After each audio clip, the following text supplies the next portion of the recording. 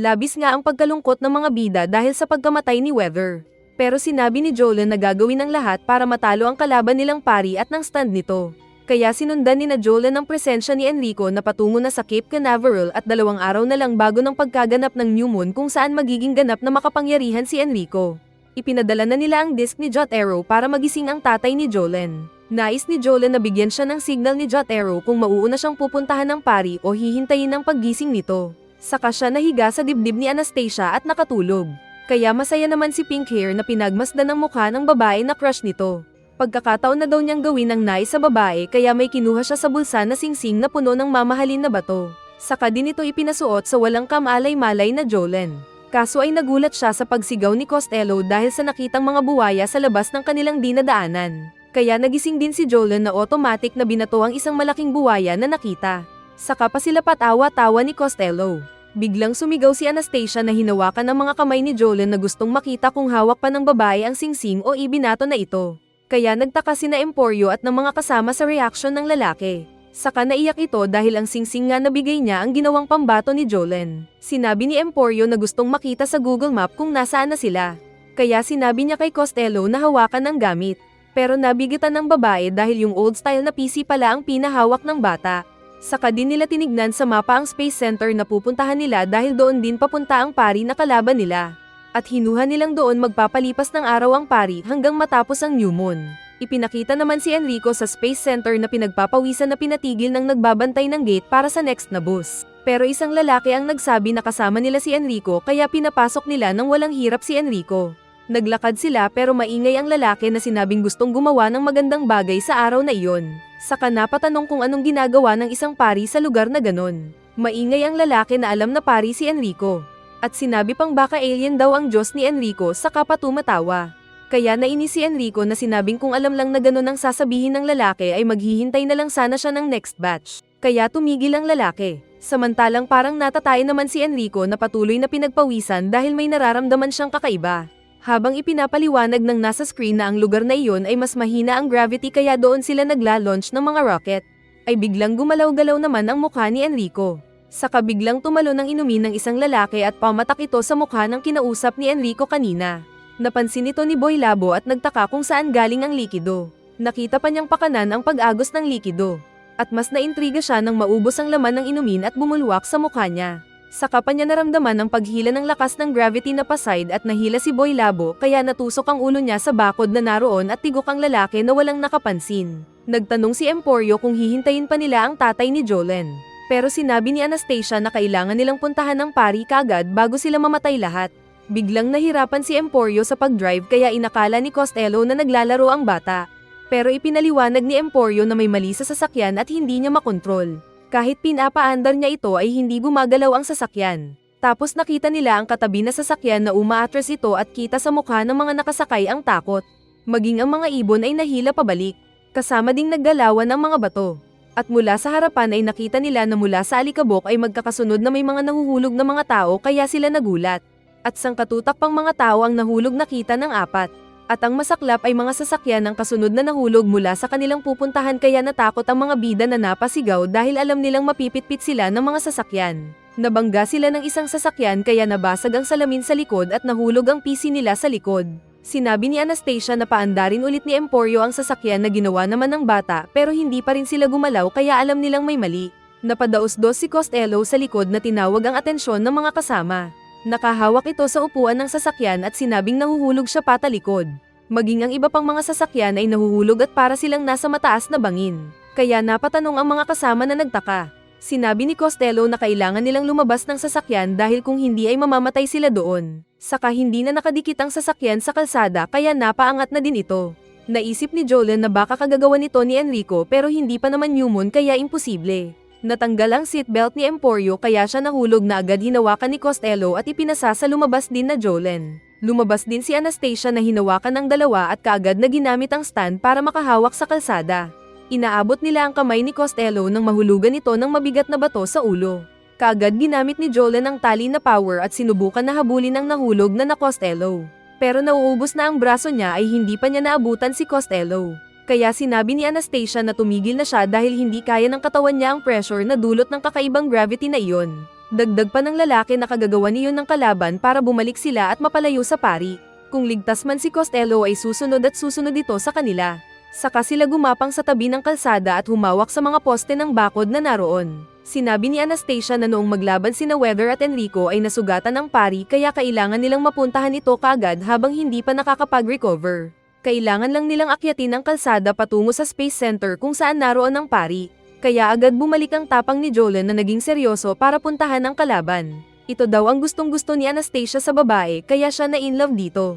Sa kinaroroonan ni Enrico ay nakahawak siya sa isang pader at kakatuklas niya ng bagong kapangyarihan. Pero ang problema niya ay hindi pa alam ang susunod na gagawin.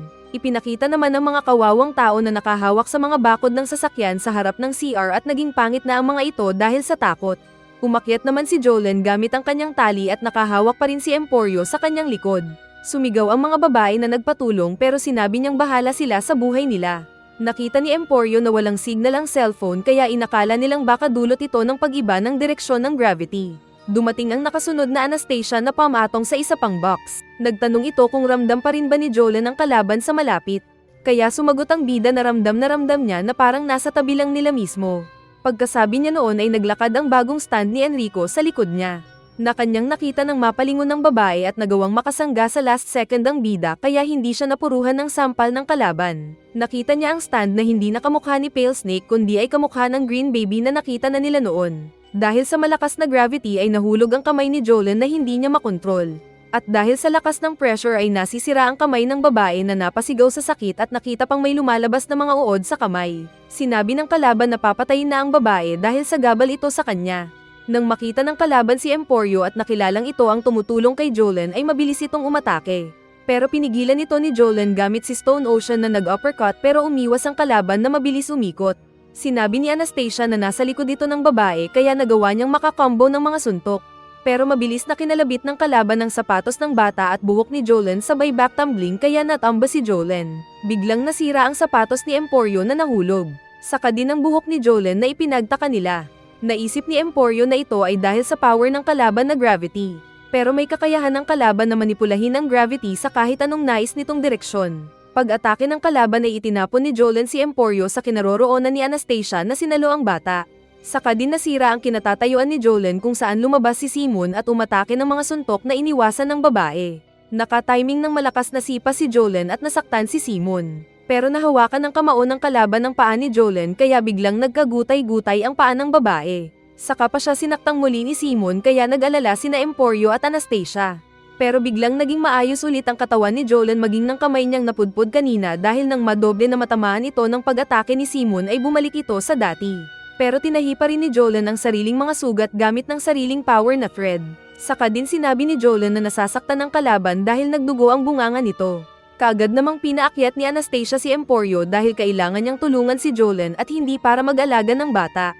Nagposisyon sina Jolan at Simon para maglaban sa ibabaw ng box. Sumuntok ang kalaban pero hindi tumama. Sumipa pa ito na inilagan ng babae.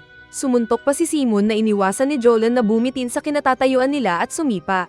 Pero sinira na pala ni Simon ang box kaya ito nadurog na nahulog. Saka pa na-stuck ang paa ni Jolan na hindi na makaalis dahil sa bakal na nakatali sa paa. Lumapit ang kalaban na binalak masipa ng babae pero umiwas ito at tumayo sa isang sulok.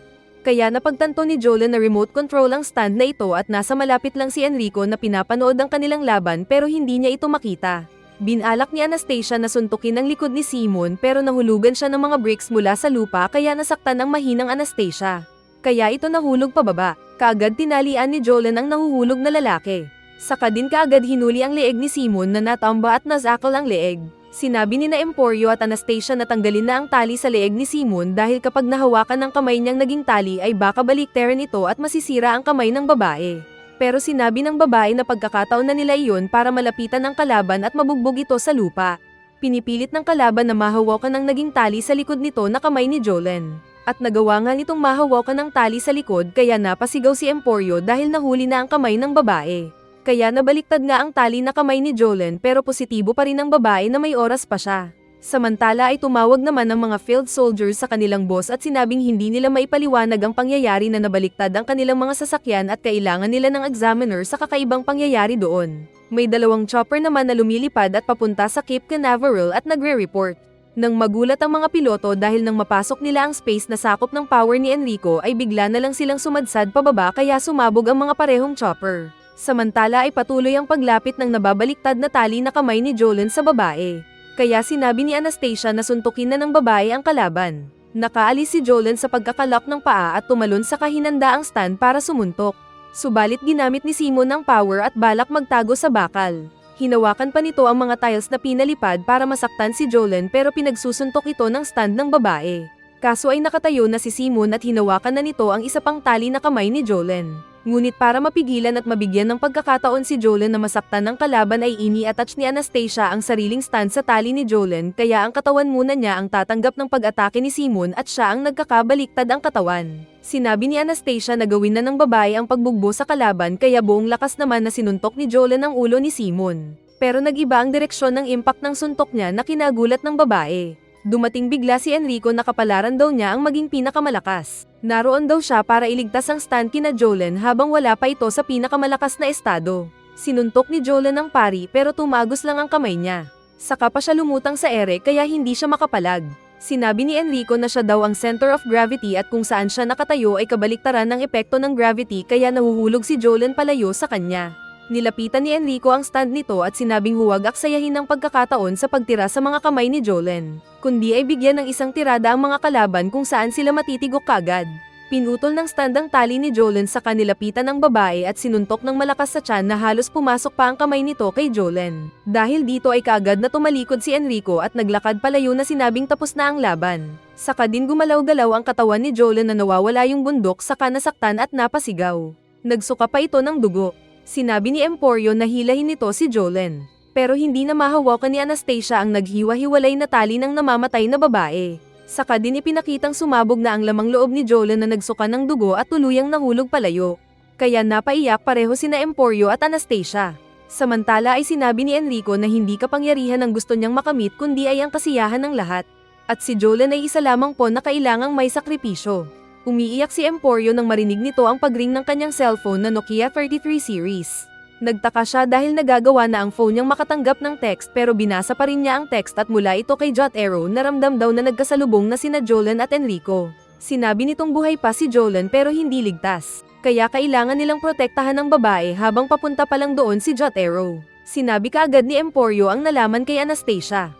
Pero kailangan nilang bilisan na mahanap ang babae dahil alam nilang ramdam din ni Enrico ang presensya ni Jolene. Ipinakita nga ang mabilis na pagtakbo ni Enrico dahil ramdam nito ang pagtibok ng puso ni Jolene na kanyang ipinagtaka kung bakit buhay pa ito. At kailangan niya itong tuluyang mapatay. Kaya mabilis ang pagdalaw ni Anastasia na diretsyong atakehin si Enrico para mabigyan ng oras si Jolene. Sa inis ay sinuntok ni Enrico ang isang globo na pumasok ang labas at lumabas ang loob. Mabilis na hinanap ni Enrico si Jolene at nagyayabang pa ito na siya daw ang tatalo sa mga Joestar. May isang lalaking sugatan na nagpatulong sa kanya. Pero iniwan niya ito dahil ramdam na si Jolene na nasa malapit. At nakita pa niya ang piraso ng damit ni Jolene sa dulo ng basag na salamin. Bigla niyang sinabi kay Anastasia na nasa likod na niya na tumigil ito at umalis kung ayaw mamatay. Saka din pinakitang naroon na nga si Pink Hair. Tahimik lang si Anastasia na gumapang palapit pero bigla siyang sinuntok ni Simon at nasaktan ng Pink Hair. Pero nagbago bigla ang mukha ni Anastasia, at sumabog ang ulo na parang granada at shrapnel ang mga ngipin. Pero sinangga ni Simon mga ngipin na pinagsusuntok. Tapos biglang lumabas sa likod ni Enrico si Anastasia na ipinagyabang pa ang kakayahan ng stand bago umatake ng suntok. Kaya nagkaroon ng pagkakataon si Enrico na makailag gamit ang pinapangit na mukha. Umatake naman si Simon na sinuntok si Anastasia. Pero natakot bigla si Enrico nang makita ang kamay ni Jolene na hinawakan ng ulo niyang parang bata kaya agad niya itong pinagsusuntok. Ngunit wala naman nang tignan ito. Nakita niya ang bakas ni Jolene dahil sa dugo. Kaya sinundan niya ang dugo patungo sa loob ng gusali. Alam din ni Enrico na darating si Jot Arrow para iligtas ang anak. Kaya kailangan na niyang patayin ang bida bago pa muling lumakas ang mga ito. Kumuha siya ng flammable liquid at ikinalat sa paligid sa kasinindihan para sunugin ang buong gusali at kasama na masunog si Jolene. May humawak ng kanyang paa na kaagad niyang binugbog gamit si Simon. Pero nasa likod na niya ang bida na sinakal at hinila si Enrico pababa. Kahit nahihirapan na itinaas ni Enrico ang paa para mapalitan ng direksyon ng gravity kaya nahulog ang mga apoy sa kanila. Saka pa sinuntok ni Simon ang mga kamay ni Jolene kaya ito nagkalasog-lasog.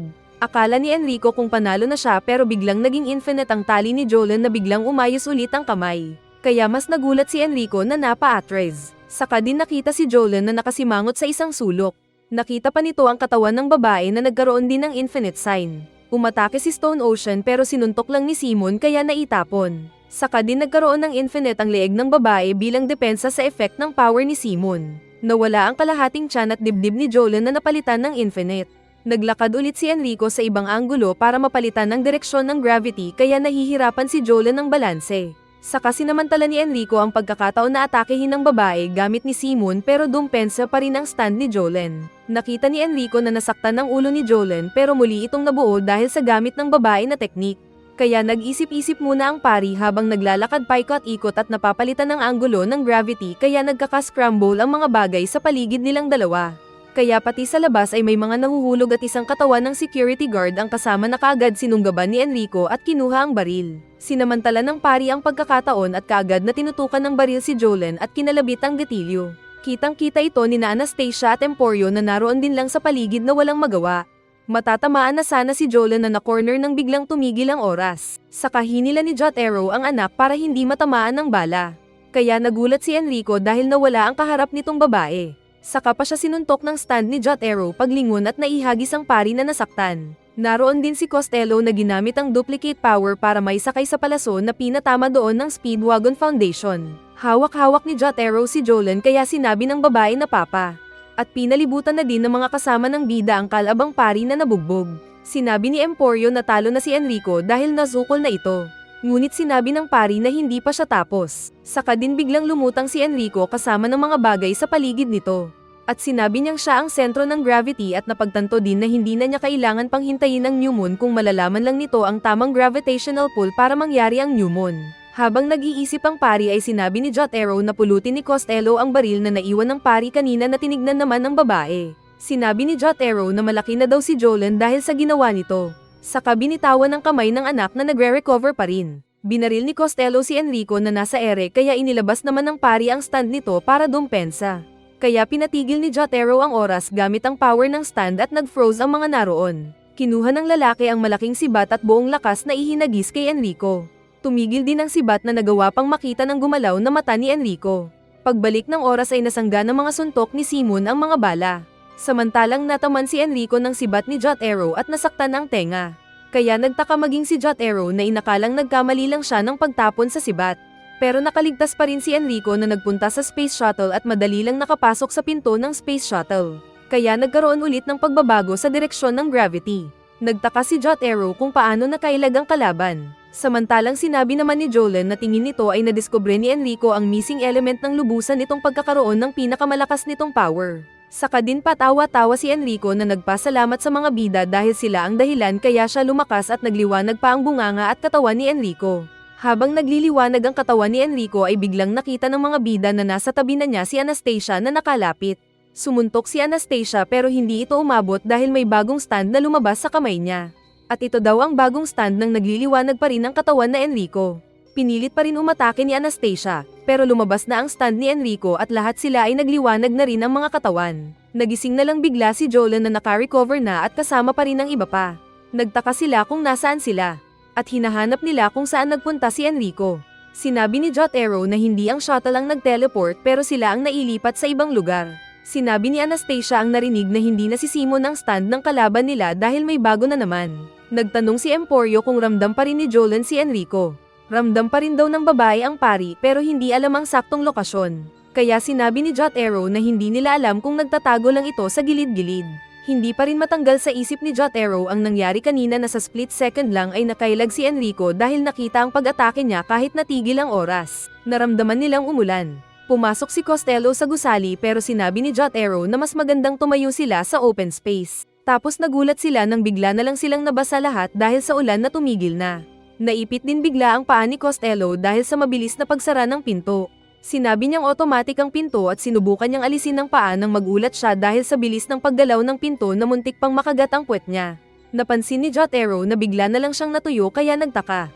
Natakot si Costello na sumandal at may bato sa ulo nito na tatanggalin sana ni Anastasia. Pero bigla niyang nakita si Costello na nataman na ng bato sa ulo at nagdugo. Saka din biglang naging madilim ang paligid kaya nagtaka din ang news reporter. Nakita ni Jolan na papalubog na agad ang araw. Isang bata ang bumili ng ice cream at binayaran ito. Ngunit nang didilaan na niya ang ice cream ay bigla itong natunaw. Sa baseball stadium naman ay nagtapon ng bola ang pitcher at nagulat siya dahil napakabilis ng bola. Naglabas ng sipon ng isang bata gamit ang tissue. Pero bigla na lang itong tumigas kaya siya nasaktan. Isang lalaki ang kukuha sana ng karne sa freezer pero naging frozen din ang itlog nito. Sa baseball field ay sasaluhin sana ng catcher ang bola nang biglang nag-overspeed ito at wasak ang panga niya kaya duguan at patay itong bumagsak. Naglalakad ang isang babae na may aso nang biglang dumaan ang mabilis na sasakyan at kamay na lang ng babae ang naiwan sa ere na nakita ng aso. Saka din nagkabungguan ng mga sasakyan. Mabilis din ang pagbaba ng chopper sa landing pad kaya sumabog itong parang nag-crash. At nakita ito ng mga bida na nagtaka kung anong nangyari. Nakabawi din si Costello na napansin na kahit fresh pa ang sugat at nagdurugo ay agad din lang itong natuyo. Maging si Jolan ay ganun din na natuyo na ang dugo sa mukha. Nakita ni Jotaro ang orasan nito na mabilis ang pagkilos. At sinabi ni Anastasia na totoo nga na nakuha ni Enrico ang bagong power. Saka din muling dumilim ang paligid dahil sa pagbilis ng oras. At dahil dito ay natapos na ang 2 araw at nakumpleto na ang power ni Enrico. Mabilis ang pagkilos ng mga ulap at ng mga bituin sa langit na inakala nilang parang movie effects. Sinabi pa ni Jotaro na pabilis pa ng pabilis ang paggalaw ng mga bagay. Sinabi ni Jotaro na kailangan na nilang umalis. Pero may naramdaman silang gumalaw sa isang sulok na napakabilis. Ramdam ni Jolan na ito pa rin ang kalaban na si Enrico pero hindi nila ito makita sa bilis. Kaya sinabi ni Jotaro na tumakbo na sila. May nakita si Jotaro na paparating sa kanila kaya kaagad niyang ginamit ang time stop at nakita naman niya ang stand ni Enrico. Pero natapos kaagad ang power niya kaya muntik na siyang masaktan ng stand kung hindi lang siya hinila ni na Anastasia.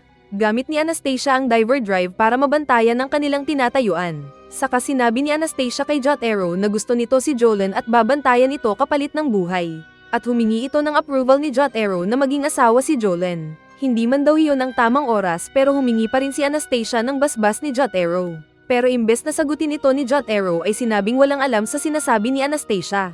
Sinabi bigla ni Jolan na kailangan nilang magsama at huwag maghiwa-hiwalay at inayos na nito ang mga tali sa paligid. Muling humingi ng sagot si Anastasia kay Jotaro pero hinila ni Jotaro si Jolan at niyakap. Saka sinabing kailangan nilang maging listo sa pagbabantay sa paligid. Pinabilis man ni Enrico ang oras at siya lang ang nakakagalaw na kasing bilis nito ay makikita pa rin nila ito kung sakali tulad ng mabilis na tren. Sinabi ni Jotaro na hindi pa umaatake ang pari sa kanila dahil alam nito ang power ni Jotaro na pigilan ang oras ng ilang sandali. May napansin si Jotaro na gumalaw kaya agad niyang ginamit ang time stopper at sinilip ang paligid. Matatapos na ang 5 seconds niyang time limit nang makita ang posisyon ni Enrico na nasa isang puno na nais nitong gawing pangbato sa sarili. Kaya naalarma si Jotaro na nanlaki ang mata. Pagbalik ng oras ay umatake si Enrico na sinalubong ng suntok ni Jotaro. Pero siya ang nilaslas ni Enrico sa leeg kaya wasak ang leeg na bumagsak. Concerned si Jolan sa ama at muntik na siyang maatake sa likod pero pinatigil ulit ni Jotaro ang oras. Ginamit pala ni Anastasia ang stand kaya ang kamay niya ang mas nasugat sa pag-atake ni Enrico at naligtas pa si Jotaro. Hinila ni Jotaro ang mga kasama at inayos para ligtas. Saka din naisip na siya lang ang pwedeng makalaban sa power ni Enrico kahit ilang segundo lang ang pagkakataon niya. Kaya lumapit siyang gumapang habang patapos na ang time stopper niya. Pagbalik ng oras ay nagulat si Enrico dahil hinarap na naman siya ng mga suntok ni Jotaro. Sinabi ng nagpakitang Enrico na uunahin na niyang papatayin si Anastasia dahil sa gabal ito. Saka sinabing hindi niya nakuha ang power na iyon para maging pinakamalakas at para lang patayin ang mga bida. Kundi ang gamit nito ay mabigyan ng unlimited na saya ang mga tao sa mundo. At ipinakilala ang stand na Made in Heaven. Biglang binaril ni Emporio si Enrico na hindi nataman. Kaya sinabi ni Jolan na hindi tatabla ng bala ang kalaban. Pero sinabi ng bata na isang gusali ang binaril nito at gamit ang sticker ni Hermes ay naging 2 na ang hawak nilang bala. Habang paikot-ikot sa kanila si Enrico ay sinabi ni Emporio na kailangan nilang magkadikit-dikit kaya naghawakan sila. Saka tinanggal ni Costello ang sticker nito kaya sila automatic na nailipad para mapunta sa isa pang bala sa malayo. Lumipad naman sila pero dahil mabilis si Enrico ay hinahabol ang mga lumilipad na bida at mas nauna pa siya sa kabilang gusali. Kaya sinabi ni Anastasia na magpalipad pa ng isang bala si Emporio na may sticker patungo sa dagat. Ginawa ito ng bata kaya nag-iba ang kanilang direksyon. Pero sumusunod pa rin ang mabilis na Enrico. Sinabi ni Anastasia na kahit mabilis si Enrico ay siguradong hindi malakas ang stand niya. At kung papatayin na siya ni Enrico ay patigilin ni Jotaro ang oras at atakehin si Enrico. Dapat sakto daw na tumama ang pag-atake ni Enrico sa katawan ni Anastasia sa kanya ito gawin at huwag magmintis si Jotaro. Kaya nagulat ang iba pa sa plano niya. Sinabi ni Jotaro na baka hindi din gagawin ni Enrico ang sinabi na aatakehin si Anastasia. Pero ipinaliwanag ni Anastasia na ginawa na kasi niyang proteksyon ng apat na kasama ang power ni Diver Drive, na ito ang absorber ng pag-atake ni Enrico. At kung maramdaman na nila ang kakaibang pakiramdam ay iyon na ang sandali para atakehin nila si Enrico. Ayaw ng mga kasama pero sinabi ni Anastasia na iyon lang ang paraan nila. Sinabi pa ni Anastasia na kung magtagumpay man sila sa plano na iyon at makaligtas ay gagawin niyang asawa si Jolen. Kaya sinabi naman ni Jolen na mag-propose lang ang lalaki at gawin nila ang nag-iisang plano. Saka din mabilis pa ang pagtakbo ni Enrico sa tubig at naunang nakarating ng bato kung saan malapit silang babagsak. Kaya umiba ulit sila ng direksyon sa ibabaw ng tubig. Agad silang nagsama-sama at nakita nila ang paggalaw ni Enrico dahil sa tubig na nakapaligid sa kanila. Mabilis silang pinapaikutan ni Enrico pero sinabi ni Anastasia na stick to the plan lang sila. Habang naghihintay ay napansin nila ang mas mabilis na paggalaw ng mga ulap sa langit at agad nilang nakita ang mas maagang paglabas ng araw kumpara kanina. At nang tignan ni Jotaro ang relo ay mas mabilis ang ikot nito. Saka din nakanganga silang lahat. Nagpaliwanag naman ng news anchor na lahat ng mga living organisms ay hindi apektado sa bilis ng oras. Pero isang baso ang binitiwan niya na bigla na lang nabasag na hindi pa nahulog. Isang manga artist naman ang naiiyak dahil iisang pahina lang ang natapos niya buong magdamag.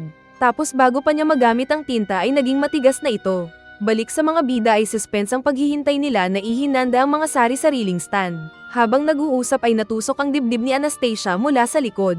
At sinabayan ito ni Jotaro na patigilin ng oras. Agad niyang hinawakan ng kamay na tumusok kay Anastasia pero nagulat siya dahil si Stone Ocean naman pala ito na ginamit lang ni Enrico. Tinanggal ni Jotaro ang kamay ni Stone Ocean sa dibdib ni Anastasia at naisip na kung wala siyang magagawa ay tapos na sila. Aatake sana siya sa nakatigil na Enrico sa ere. Pero nang makita niya si Jolen ay nakaabang ang maraming mga kutsilyo sa babae lalo na sa leeg nito.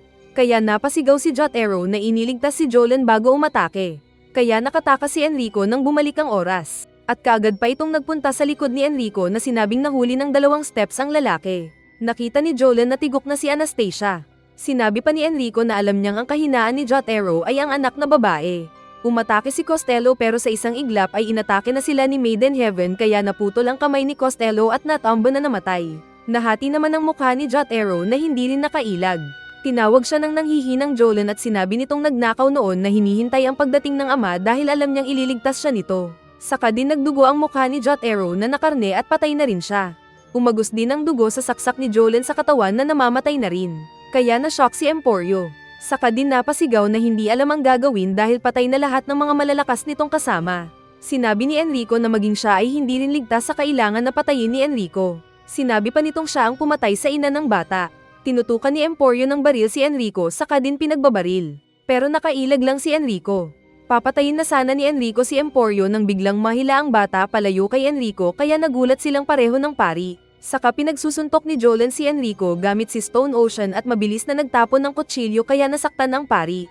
Agad na sumunod ang mabilis ang paglangoy na Enrico at nakita sa ilalim ng dagat sina Emporio at Jolen na nakakapit sa isang dolphin. Sinabi ni Jolen na alam na mabilis ang paggalaw ng pari pero nagtanong kung ilang oras ang itatagal nito.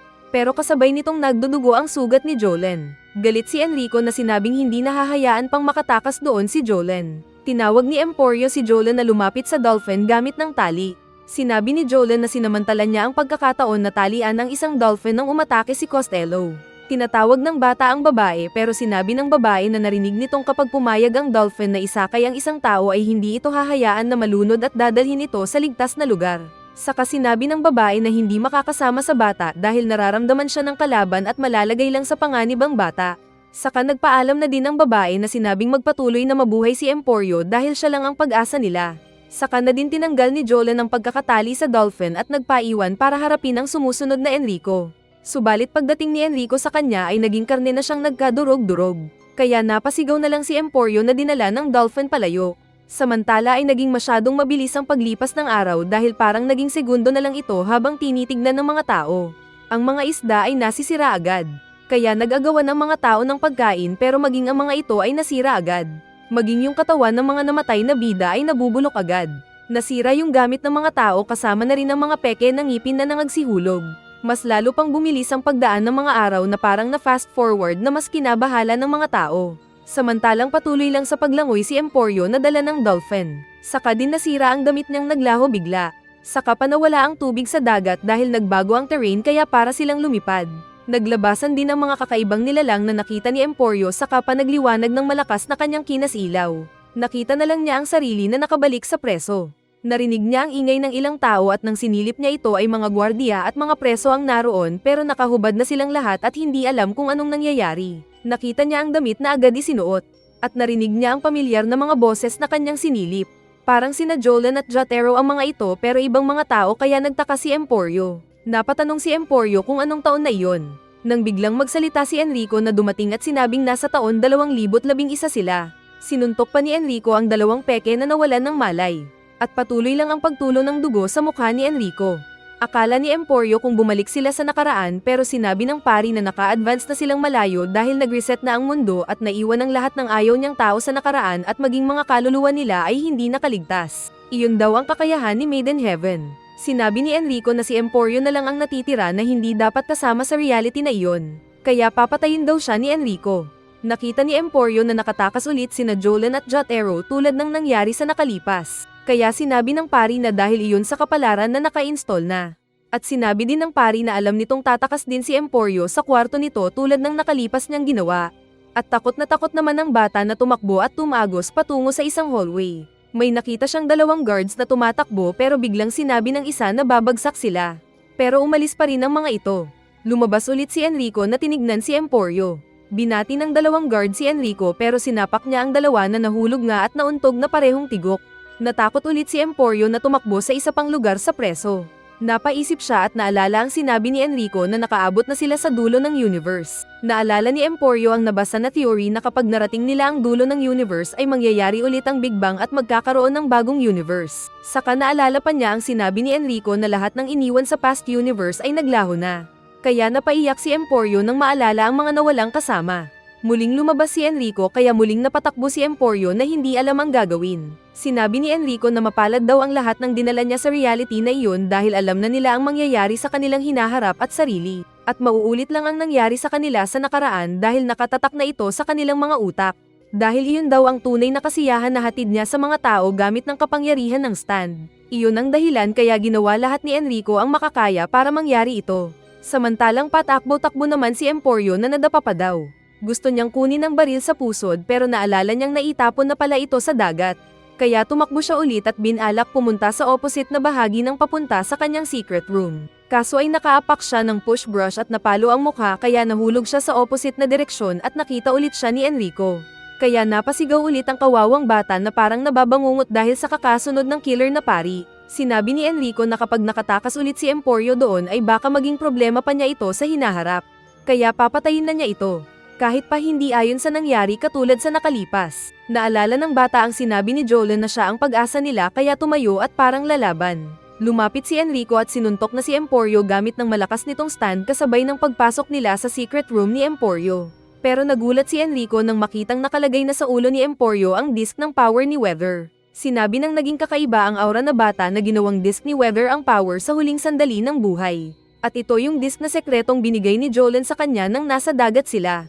Dahil dito ay nagalit pang lalo si Enrico na sinabing kahit kinuha ni Emporio ang power ni Weather ay hindi ganon kadali na magagamit ito tulad ni Weather. Ginamit ulit ni Enrico ang pagbilis ng oras kaya nag-vibrate ulit ang katawan. Kaya agad natuyo ang dugo sa ilong ng bata. Nagpaikot-ikot si Enrico kay Emporio at tutusukan na ang bata nang biglang masira ang kamay nito na nasaktan. Saka pa naitapon na nabaliktad sa piano. Nanghihina siyang nagtanong kung anong nangyayari dahil hindi makatayo. Pero ito ay dahil sa power ni weather forecast. Sinabi ni Emporio na nabasa nito na ang oxygen ang isa sa pinaka-nakakalason sa isang nilalang na humihinga. Maganda ito pero kapag nasobrahan na ang level sa 40 ay nakakalason na ito sa katawan. Ginamit daw ni Emporio ang karunungan na iyon para mapuno ng oxygen ang kwarto na iyon gamit si weather forecast. At dahil ginamit pa ni Enrico ang bilis ng stand ay napabilis ang epekto ng sobrang oxygen sa kanyang katawan kaya mamamatay din siya. Nagagalit pa rin si Enrico na sinabing hindi siya papayag na matalo ng bata. Pero ipinaliwanag ng bata na si Enrico din ang nag-activate ng tunay na power ni weather forecast. Saka paunti-unting pinisat ni weather forecast ang ulo ni Enrico na sinasabing pigilan ito ni Emporio para magawa pa niya ang trabaho sa mga tao. Sinabi nitong kailangan niyang matapos ang tungkulin. Pero patuloy lang pinipitpit ni weather forecast ang ulo. Saka sinabi ni Emporio na nanalo ang kapalaran at si Enrico ang talo. Sinabi ng bata na ginawa ng mga bida ang alam nilang tama. Saka pinitpit pang lalo ni forecast ang ulo ni Enrico na nagdugo. At saka din ito pinagbubugbog na ginawang regla sa sahig at wala ng Enrico. Ipinakitang nasa kalsada na si Emporio gaya ng nakatakas sila sa kulungan sa unang pagkakataon. Ang pinagkaiba lang ay nakakita siya ng boss na tumigil. Lumabas doon si Costello na may ipinakitang pera na ipinapabarya kay Emporio. Pero dahil matagal silang sumakay ay umalis ang boss na tinapon ang bag niya. Nagsalita bigla si Anastasia na naroon at sinabing walang gas ang sasakyan niya pero kung lalagyan ito ni Costello ay ihahatid siya kahit saan nito gusto. Sumagot si Costello na hindi nagtitiwala sa mga strangers na aalis na sana pero biglang umulan. At sinabi pa ni Anastasia na may bagyong paparating. Binuksan bigla ni Jolan ang kotse at nagtanong sa bata kung anong ginagawa nito at nasaan ang mga magulang. Kaya napangangaang hindi makapaniwala na Emporio. Nagpakilala ang babae na Irene daw. At si Anakis naman ang boyfriend nitong si Anastasia at pupunta sila sa kanyang ama para hingin ang basbas nito para mag-asawa na sila. Bumalik si Costello na sinabing bibili ng gas ng kanilang sasakyan basta ihatid siya sa pupuntahan. At pumayag naman si Jolan. Tinanggal ni Jolan ang damit habang nagtatanong kung anong pangalan ni Emporio sabay sinabing libreng sakay ito. Nakita ng bata ang star sa likod ni Jolan kaya siya naiiyak at nagpakilala habang binalot siya ng babae. Sumakay sila at sa daan ay nakita nila si Weather na nagpara. Ayaw sana ni Anastasia pero pinatigil siya ni Jolan kaya pinasakay nila si Weather. At natapos ang series. Alam kong hindi malinaw ang katapusan ng series na ito at pangit dahil namatay ang halos lahat ng ating mga bida. Pero comment mo na sa baba kung ano man ang iyong naiisip na mas magandang paraan para sana mapatay nila si Enrico noong naging napakabilis na nito.